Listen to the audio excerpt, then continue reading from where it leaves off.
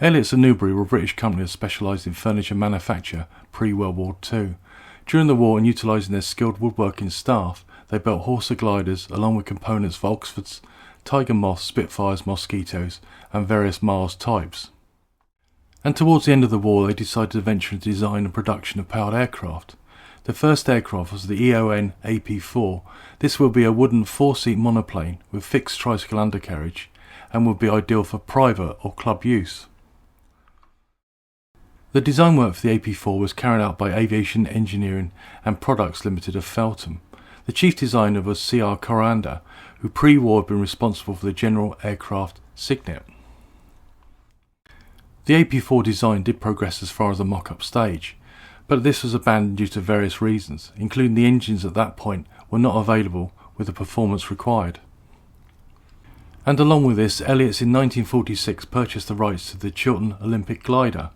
This went in production as the EoN Olympia at the company's Albert Road Works in Newbury, Berkshire.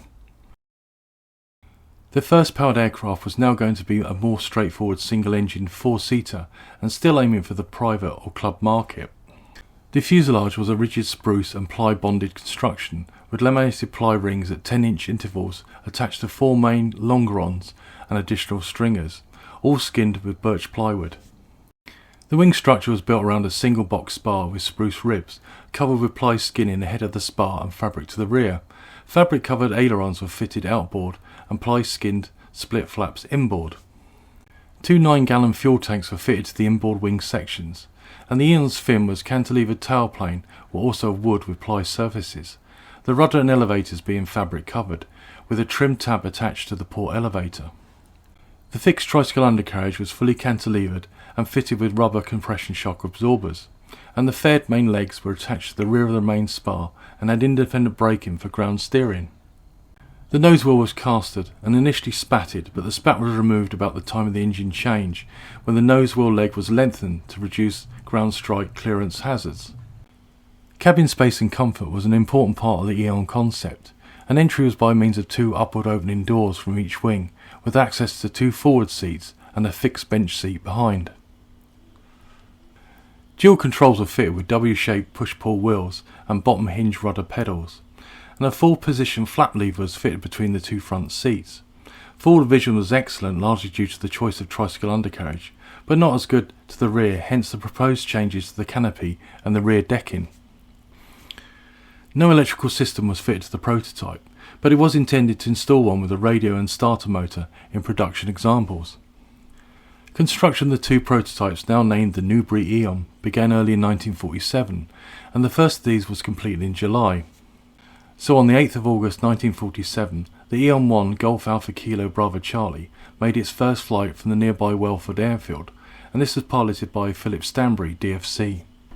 It was powered by a 100 horsepower Blackburn Cirrus Minor 2. The spec was actually for a 125 horsepower engine, but the EoN suffered from post-war shortage of suitable power units in Britain. This was a common story for other manufacturers too. American imports were strictly limited, although a 125 horsepower Lycoming was believed to be looked at as a future option.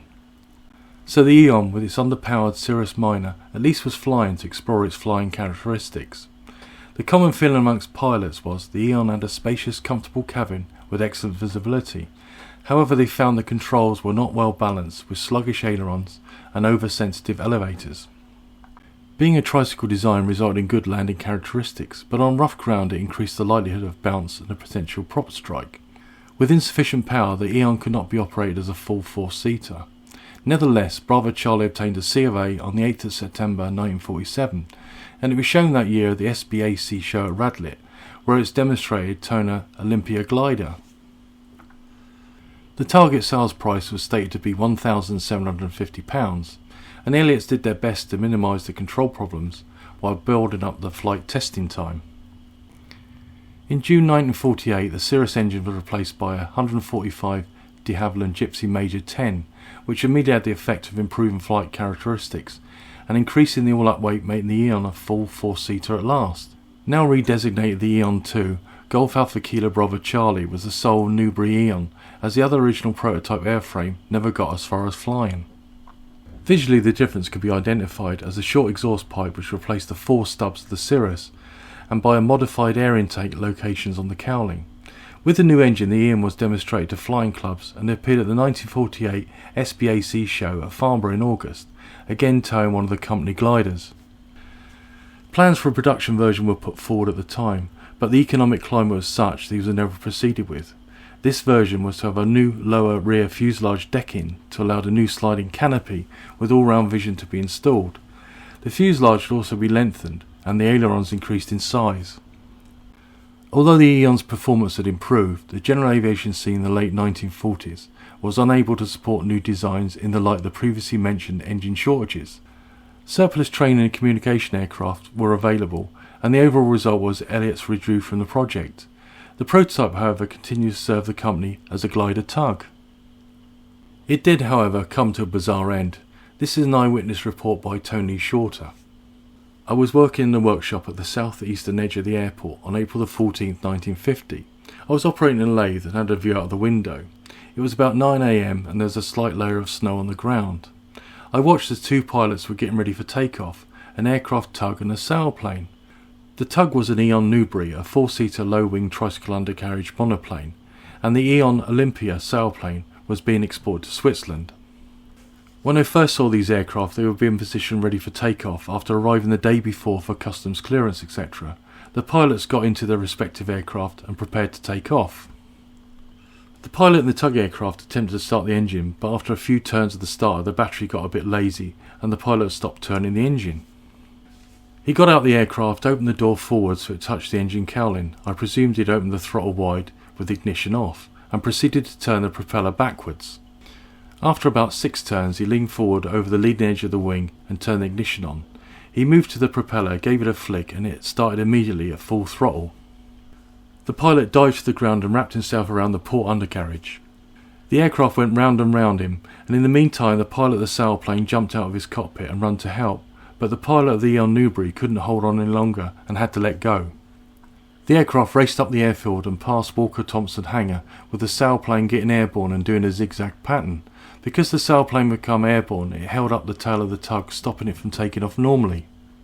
It eventually crashed into some trees beside a World War ammunition dump, snapping off tips of the propeller and screaming at top revs until switched off by the fire crew.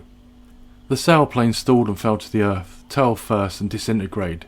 This sailplane would no longer be going to Switzerland. Now that was the story. I will add some reports say it was going to Denmark, but I'll go with Tony's report as he worked for the company.